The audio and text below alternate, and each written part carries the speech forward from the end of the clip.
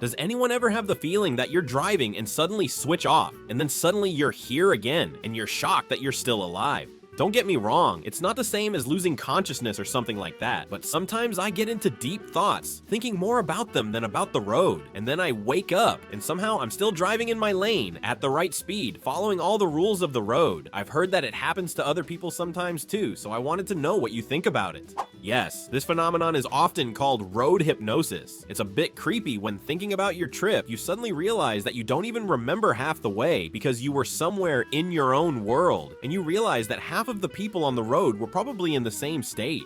Your brain does this with many routine things. I don't think it's dangerous because as soon as the brain detects something unusual, the body immediately wakes up. How many times a month does your partner yell at you? On some subconscious level, I understand that there is a normal amount and an abnormal amount, so it became interesting to me. How many times a month do you think your partner screams, yells at you, and do you consider this normal or not? If you're even asking this question, it means they're already yelling at you too much. How many times a month? The author is clearly doing very badly. In all the years we've been together, she's never yelled at me, and that seems like a normal amount to me. Agree, my husband and I have been together for almost 7 years, and neither of us has ever shouted at the other. I can't imagine a relationship where shouting several times a month is considered something normal.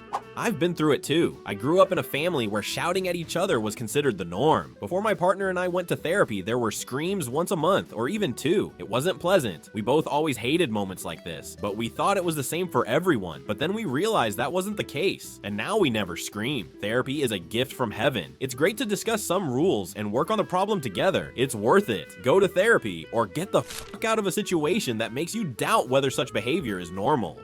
Why is it morally correct to euthanize a pet in order to put it out of its misery, but people should not be euthanized even when they are in severe pain?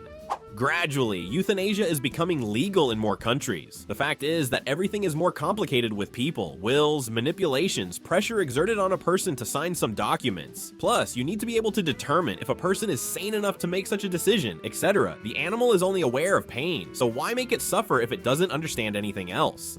My father was the strongest man I've ever known. He weighed 110 kilograms, was very strongly built, in general, a real beast. He had melanoma, which he fought for 4 years, but lost. In the end, I literally prayed for him to die. To be honest, several times I wanted to find the strength to just take a pillow and put him out of his misery. His death was long and painful, and he spent the rest of his life in a hospice, where they gave him liquid oxycodone under his tongue, so that he wouldn't moan in pain. Anyone who says that euthanasia should be prohibited by law has never seen a loved one go through all this. Is it possible to inflate a woman's uterus with a balloon to make her look pregnant? Please read to the end. Can the uterus stretch if you gradually inflate a balloon inside it for 9 months? Will this trigger a false pregnancy in the body? And if so, will the woman's body try to give birth to the balloon after 9 months, or when it reaches a certain size? Would it be more or less dangerous than a real pregnancy? Do I need to stretch the uterus gradually, or can I immediately inflate it to size 9 months pregnant in one day?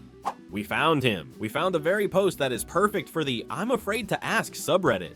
Pregnancy does not occur because the uterus expands. The uterus expands because of pregnancy. You can't trick the body into thinking it's pregnant just by inflating the uterus. To do this, the processes of conception and implantation must occur, which trigger hormones and other body functions related to pregnancy. The embryo grows, which is why the uterus grows. None of this happens without real fruit, so no. You can't do any of what you asked. Does anyone still complain about some little thing you did many years ago, no matter how many times you replay it in your head?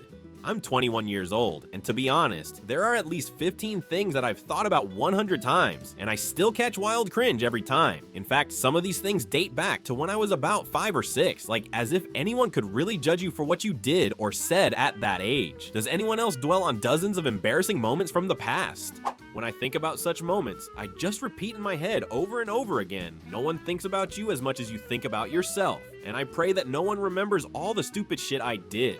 I'm still kicking, but much less. I was influenced by a phrase I read on Reddit. If you don't feel awkward looking back on your life, then you haven't grown as a person. I don't know who wrote it. This is definitely not my original thought, but she helped me.